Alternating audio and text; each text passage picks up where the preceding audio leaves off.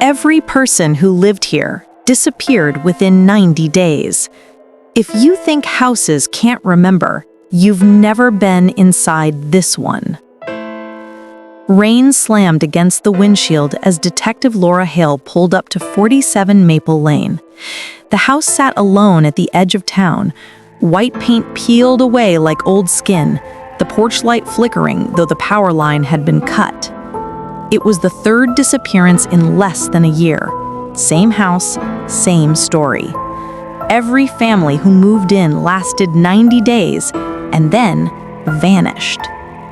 Inside, the air felt wrong, heavy, still, as if someone had exhaled but never breathed back in. Her flashlight caught a coffee mug on the counter, steam long gone cold. Upstairs, a phone kept buzzing on the floor, looping a single notification. Missed call, Mom. The current residents, the Carter family, had been missing for 3 days. Neighbors said they'd heard music at midnight, an old lullaby from somewhere in the walls. Police reports from the previous tenants said the same thing. Different families, same song. Laura pushed open the child's bedroom door. A half-finished jigsaw puzzle sat on the carpet, 3 missing pieces. On the wall above it, tiny pencil marks charted a boy's height. Day 10, Jake 4 feet 3 inches. Day 60, Jake 4 feet 4 inches. Day 90, blank. A cold draft swept through the room, though every window was shut.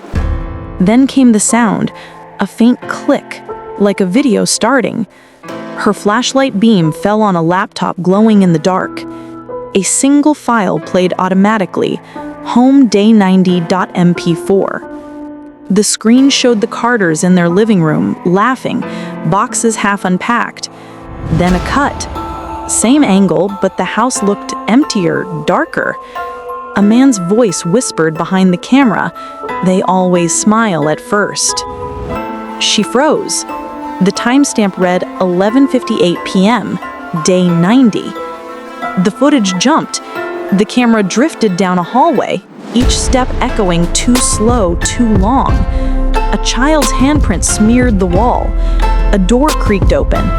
Then the screen went black except for one frame, the word "stay." Thunder cracked. The laptop died. Laura backed away, heart pounding. Her radio hissed with static, then a voice she didn't recognize. "Detective Hale, leave the house." She turned toward the doorway. Someone stood there, a tall figure soaked in rain, face hidden by shadow. It raised a finger to its lips and whispered, "You shouldn't have watched that." Lightning flashed. The figure was gone. Only wet footprints led out the back door and stopped halfway across the yard. When the rest of the team arrived minutes later, Laura was outside, staring at the footprints. They ended abruptly, as if whoever made them had been lifted straight into the air. One officer asked, "You okay, detective?" She nodded, eyes fixed on the house. But she didn't tell them what she'd seen on the laptop, or that her phone was now buzzing in her pocket with the same message. "Missed call, Mom." The screen glitched once, then a video started playing by itself. It was her own reflection standing inside the Carter house. The next morning, the sky over Maple Lane looked bruised, purple and gray, like something terrible was hiding behind the clouds. Detective Laura Hale hadn't slept. She kept replaying that final frame from the Carter family's video in her mind. The whisper, the word "stay," the wet footprints that stopped in the middle of the yard. By sunrise, the house had already gone viral. Someone from the neighborhood had posted a blurry clip of police cars outside with the caption, "Third family gone. 47 Maple Lane is cursed." Laura hated that word, cursed. But as she stood before the house again, she couldn't deny something about it felt alive. Inside, the evidence team had already packed up. They found nothing. No signs of struggle, no fingerprints, no forced entry. Just one thing left behind: a box in the attic, labeled Day 1. Laura opened it. Inside were old videotapes, each marked in black ink, Day 1, Day 2, Day 3, up to Day 89. Every single family who lived there had recorded their own moving-in videos. The same cheerful beginnings, the same slow decay. By Day 70, smiles faded. By Day 80, voices lowered. By Day 89, no one slept. On every tape, a shadow appeared somewhere different in the frame.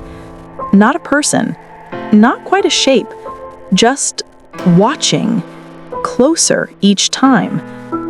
Then something else. Every family mentioned a smell, burnt wood, wet soil, and something metallic like blood. She felt it now, faint but real. It clung to the walls. She took one of the tapes home with her, against protocol. As it played, the static thickened until her TV flickered off by itself. Then, her phone buzzed. A voicemail. Unknown number. She pressed play. It was a child's voice, whispering, "You have 90 days too."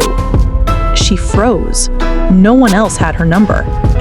The next day, Laura dug deeper into property records.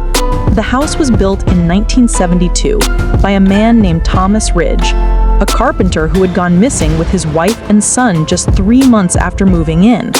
Their disappearance was the first. The police never solved it. The case file said, "Closed due to lack of evidence." But written in pencil at the bottom of the last page were 3 words. "It starts again." That night, Laura returned to the house one last time. She told herself it was to look for clues, but deep down, she needed to know why the message had come for her. The door was already open. No wind, no sound, just that smell again. In the living room, her flashlight beam fell on something new. A handprint on the wall, fresh, small, and wet. Then she heard it, the lullaby, the same one the neighbors had described. Soft, almost like a music box. It came from the basement. The air down there was colder, walls lined with mirrors, all cracked as if someone had punched them from inside, and in the middle, an old tape recorder. She pressed play. A man's voice. "If you found this, it means the house chose you next. You can't destroy it. You can't leave it. It remembers every face, every scream, every..." The tape stopped. A sudden crash above her. Footsteps. Slow. Deliberate. Someone, or something, was walking through the rooms. She turned off her flashlight and hid behind a pillar. The footsteps grew louder, closer, then stopped right above her head. A long silence, then tapping. 3 slow knocks against the ceiling, right where she stood. She ran upstairs, but the rooms were empty, except one. The child's bedroom door was open now. Inside, the puzzle on the floor was complete, all pieces in place, except one new piece that hadn't been there before. It showed her face. A whisper filled the air again.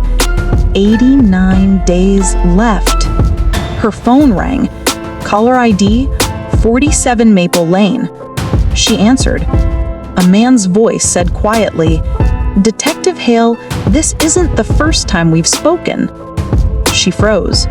"Who is this?" A pause. Then, "You should check under the floorboards." The line went dead. Laura slowly knelt down. The wooden floor beneath her creaked like old bones. She pried one loose and found a small cloth-wrapped object. She unwrapped it with shaking hands. Inside was a human tooth and a faded photograph of the Carter family smiling on day 1, with her own reflection in the window background.